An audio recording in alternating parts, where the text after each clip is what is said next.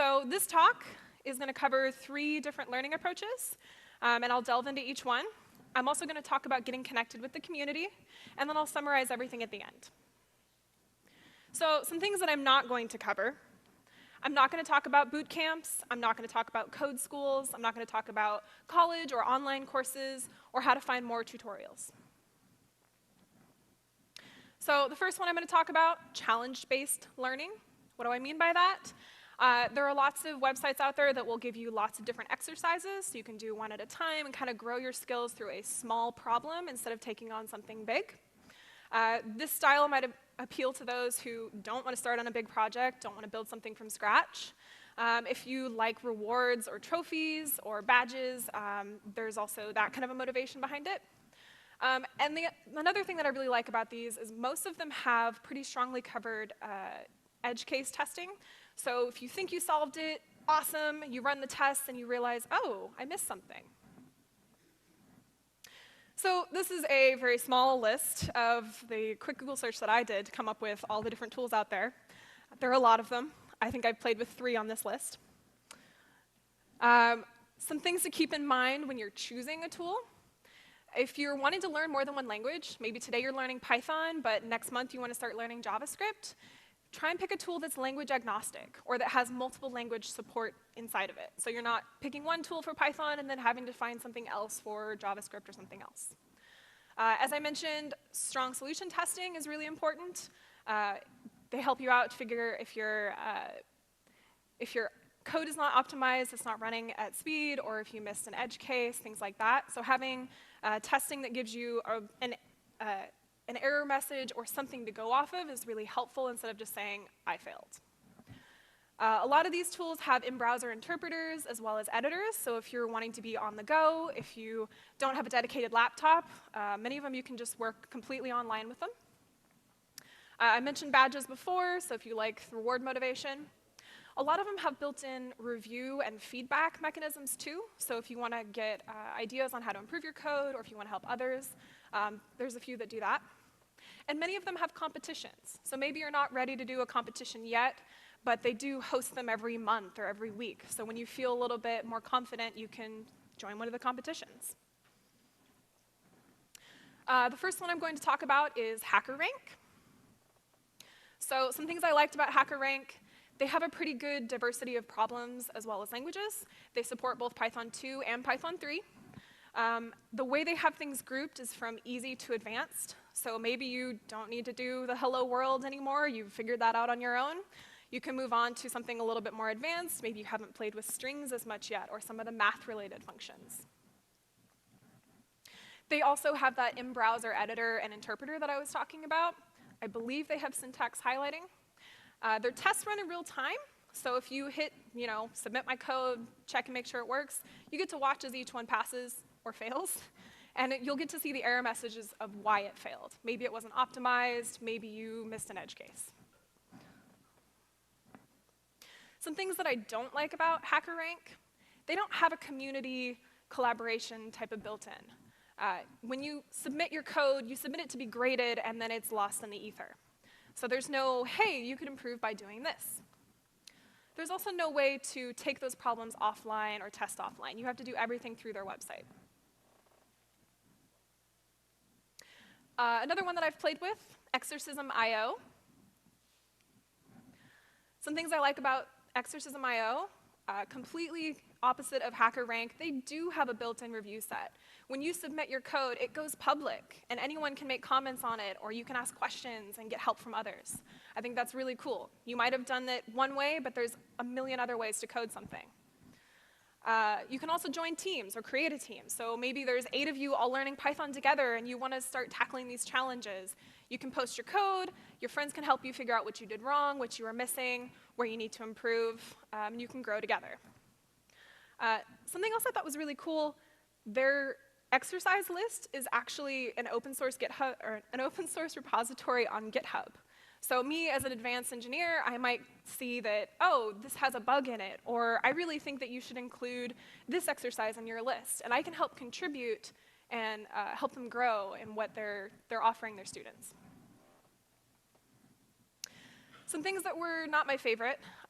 It is terminal command line dependent. So if you're not comfortable on the command line yet, they do walk you through how to get set up and how to get started, but it's going to be a little bit of a learning curve or a barrier for entry there. And everything in Exorcism.io, you do run on your computer. There is no in-browser interpreter or test runner or anything else. Everything is run on your computer in the command line or in the editor of your choice. And another thing that I ran into, maybe this is wrong, but it seemed like I had to complete all of the exercises in order. So in order to get exercise 2, to even look at it, I had to complete and get all of my tests to pass for exercise 1. From a learning perspective, that's probably a good thing, because it means if the next exercise is building on a concept, I haven't just skipped over exercise 1 just to get to 2. But I'm the type who likes to skip around, so not my cup of tea. As I said, there are a bunch more challenge-based websites that kind of fit this model. So I've just covered 2. There's lots more to explore. Pick one that appeals to you or has a community that you like. So summarizing the challenge-based learning, it's a great way to build incrementally on a new language. The built-in test suite will help you figure out what you've missed, what you need to fix. The ones with built-in community are really helpful for growing, not only figuring out how to do things, but your coding style as well. And many of them do include competitions for prizes, money prizes, physical prizes, or have jobs attached to them. So if you complete this challenge and do really well, you might get a job offer. So example-based learning, what I mean by this is looking at someone else's code and dissecting what they did and understanding what they did, and then being able to take those concepts and use them yourself. So this is kind of appealing for someone who needs some starting point. They're not ready to go off and build on their own. The exercise approach didn't appeal to them, but they still want to be in code and learning. If you enjoy reading other people's code or reading other people's stuff and kind of seeing how they did things, this is also very appealing. And if you've been reading about a lot of abstract concepts, maybe you read about decorators recently, but you've never seen one in the wild, you can go look at someone else's code to see what that decorator looks like and how it's running. So finding a project, I do recommend that you have at least a basic understanding of GitHub and Git. If you don't, there's a couple of tutorials I'll put on my last slide that'll kind of help you get started. But you're going to need to find things on GitHub and then probably clone them onto your local machine. So things to look for once you have that cloned or once you've picked a project, or when you're picking a project, excuse me. Does it have a good README? Does it have a good setup instructions? Do you know how to install, to build it, to run it? If there's no README, this probably isn't the repo for you. Is it under active development? Was the last commit 8 years ago? That's probably not what you want to play with. It might be out of date, it's probably broken, avoid those. If the contributor is really responsive, if there are lots of issues being posted and they're answering or they're doing pull requests and trying to fix things, that's a really good sign as well. If you run into problems or have questions, that means that you can interact with them and figure things out as well. The next one I'm going to say is a little bit more personal. It'll be up to you what you call easy to read or follow along with. But I recommend you not dive into something that's really complex for you. Find something that you're going to be spending a lot of time in. Make sure that you can follow along with what it's doing. And then don't be afraid to Google for foreign words or terms. If you've never heard of pip before, most of these repos, if they're Python, are going to be talking about pip. So maybe read about what that is. Things to avoid. If it's importing 100 outside packages and you've never heard of any of them, probably not what you want to start with, because then you're going to be researching those 100 things before you even get to the code you want to be reading. If it's overly complex, if you're importing from this file, which is importing from this file, which is importing from this file, and so on and so on, if you have to trace that long tree, that's going to take a lot of time too. Probably not something you want to get started in. And then if you don't even know where the main file to start reading is, don't bother. If there's not like a main.py or something that says, hey, this is where the code starts, then I wouldn't use that either. So I've talked about how to pick a project. Let's talk about searching. So if I'm going to go on GitHub, what kind of tools do I use? I use Slack a lot on my daily basis. Do they have anything open source that maybe I could play around with? I can search on GitHub and see. I have a lot of friends or engineers who are also doing various open source projects, various hobby projects. I could look at their GitHubs to explore their repositories, and I can talk to them directly if I run into problems. The most important thing I want to say is find one that's interesting to you. And I don't just mean like the code is interesting, but the topic. If you're just starting out and you're like, everyone's talking about machine learning, I should pick a machine learning repository. If it's not a topic that you're interested in, chances are you're not going to want to spend the time to figure out what that repository is even doing. Find something you're interested in. I'm a crafter. If there's a knitting repository, I'm going to be so into that. So quick search in GitHub for Slack, narrowing down Python. There's 4,000 results. I can pick some. Sure, looks like we got some Slack bots, some things that are doing something with the API. Great, those are things I can explore. Once you've picked some repository to start exploring and digging into, some ways to start breaking it down. At a macro level, what is this code trying to do? Is it a bot? Is it a web app? Is it a command line tool? What is this repository doing overall? And then you need to kind of understand how they're getting what they require to do this. Are they importing from the request library? Are they importing from a file next door to this? What's going on to just generate the tool set they need? And then going into a more micro level, what is this code actually doing? What is this function doing? What is this line? What is this code block doing? Really digging in to understand how this code is working. And then asking even more questions. Why did they write it this way? Could you write it a different way? Maybe instead of using a for loop, you could use a while loop here. So why don't you change it? Change one of the variable values. Change how the function works. See what happens. And if you throw an error message, those are the best. Because then you get to figure out what happened. And you get to learn why it mattered that it was done the way they had it written. Don't be afraid of error messages. They're really scary at first. I promise they're super fun. Maybe that's a personal opinion.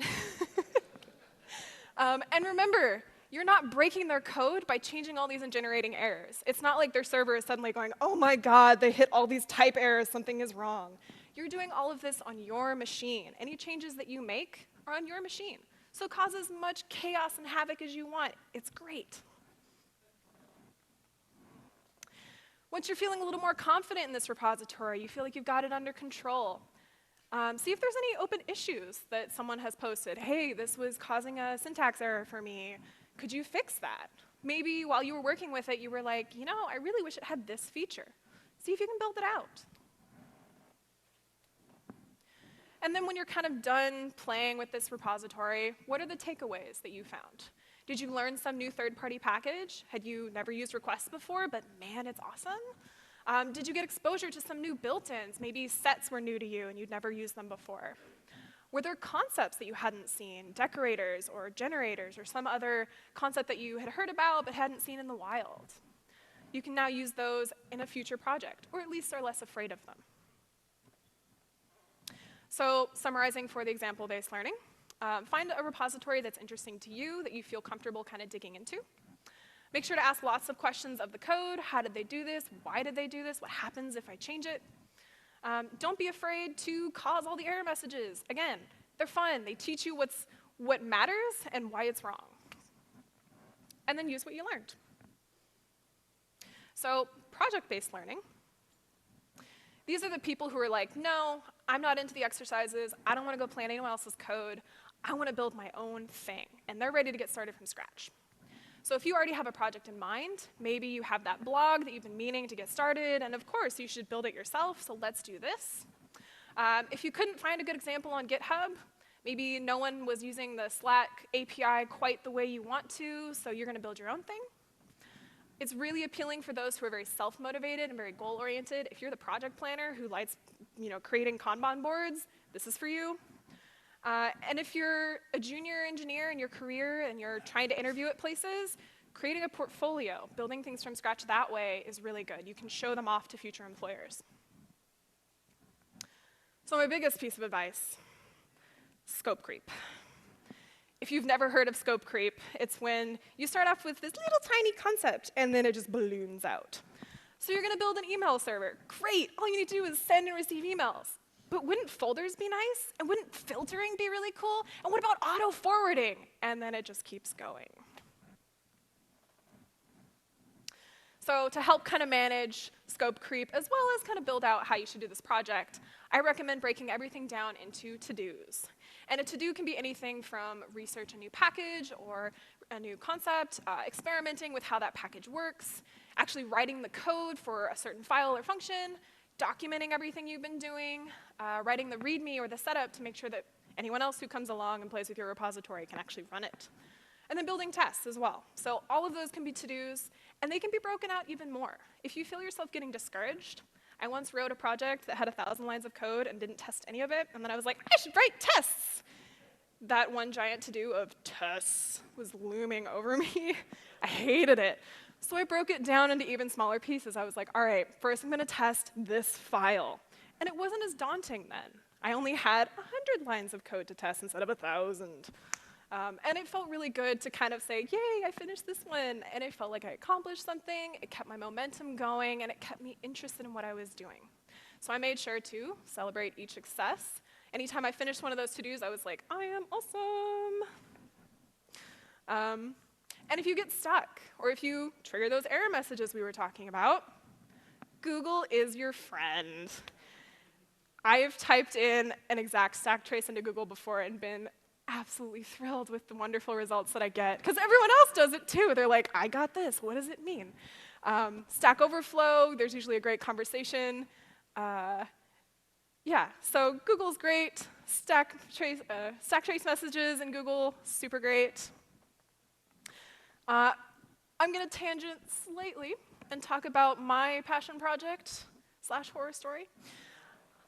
I got really addicted to this board game called Castle Dice, and I was like, I know, I'm going to make this into a web app because all of my friends are moving away and I love playing this so much. Wouldn't it be great if we could just log in and play together? Yes, this is what I will do. So Castle Dice had 3 decks of cards, it had 5 different types of dice, it had 5 different trackers, it had a board over here and a board for tracking over here and a third board for tracking more things, and there were turns and rounds and people involved. Anyway, super fun game, I recommend it to everyone. The complexity, though, for coding this, probably a little more than I should have bitten off. So I started breaking it down. I was like, you know, I've got these 5 types of dice, and each die has 6 sides, but they're not 1 to 6, because there's a cow, there's a barbarian, there's a 1 stone and a 2 stone, and then that dice deals with gold and not stone. Okay, so I need to figure out how to store these. How am I going to randomize the roll? What happens if I need to add the dice together? So there were lots of to-dos on my plate, not to mention the decks and the trackers and everything else. So did I finish it? Not at all, not at all. But I do go back to it every 6 to 12 months. And for me, I wrote this 5 years ago. It's kind of interesting to see how my code has progressed. And I keep coming up with more ideas about how to fix it, how to change it, how to improve it. And there are small things that work. It's just not the full game. That's fine. That's totally fine. So my lessons after playing with Castle Dice, it was a huge project. And it was definitely something that I shouldn't have chosen as my first, yeah, I'm going to break away and learn Django. There were a lot of things that I still don't really know how to approach. I never studied game theory, so I'm still trying to figure out how I can do, you take a turn, and now it'll tell me I've taken a turn, and then it will tell the next person. Anyway, that'll be the next month's thing to play with. I did learn a lot, though. This was the first time that I had built a randomizer to roll this dice and do some stuff. I think it was the first time I built like an object-oriented class. I was super proud of it. I'm still vaguely proud of it. Meh. And it didn't actually matter whether or not I completed it. Because sure, I didn't build the whole game, but I did build the dice roller. And so you could click a button and watch the dice like change sides and roll and give you different values. And I got to show that off in an interview. And I was embarrassed that I didn't finish the whole thing, but they were really impressed to see that I had something working and that they could look at my code. So that's kind of cool, too. It didn't matter that it wasn't finished. So to summarize, choose something small and break it into smaller tasks. Stack Overflow in Google, awesome. I consider everything a work in progress. If you ask me about Castle Dice, your last commit is 2 years ago. Are you sure it's not an abandoned project? No. I will come back to this, I promise. I promise I'm going to finish it someday.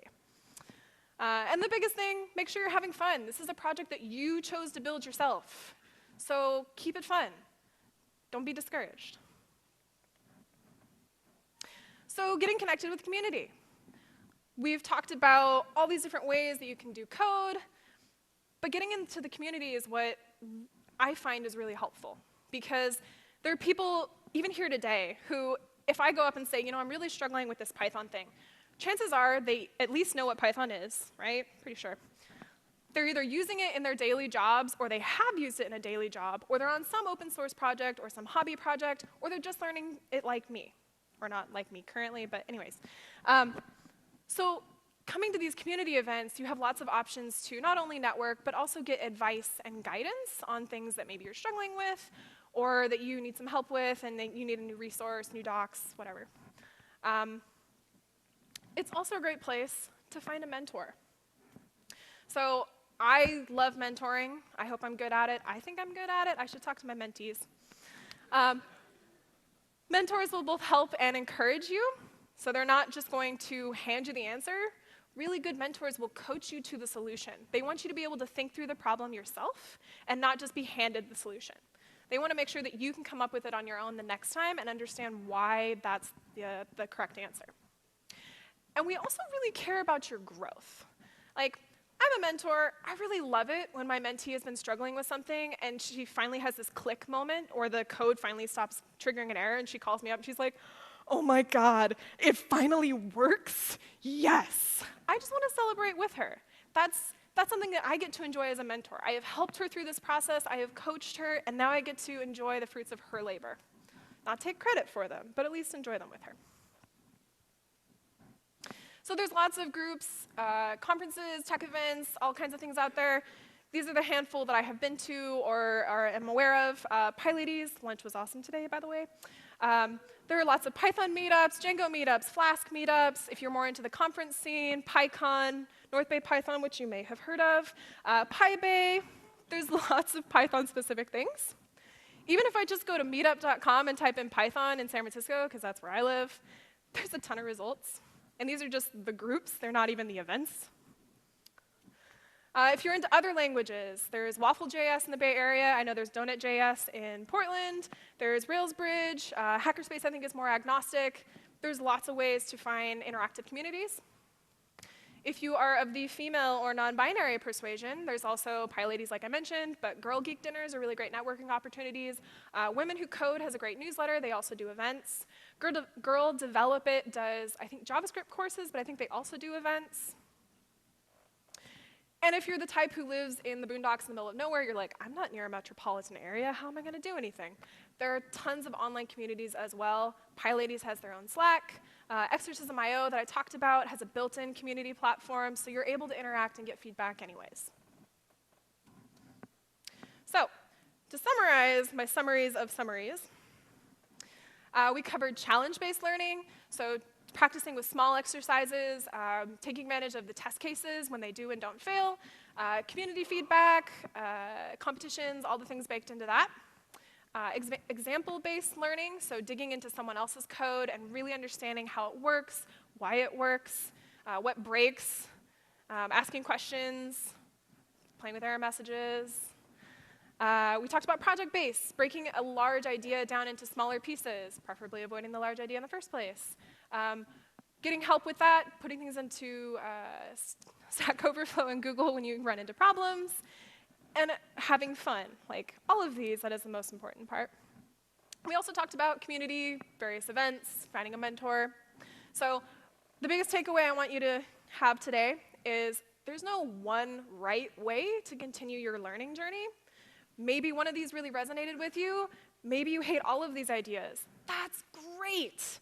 Don't take my word for it. Some of these have worked for me, some of them have not. Some have worked at certain times and others not. So pick your own path, your own journey. And then here are all the resources. Again, I work at Honor. My Twitter is kcorinneholly. I did manage to post these slides on GitHub right before this talk. And then some other links that I talked about. So thank you.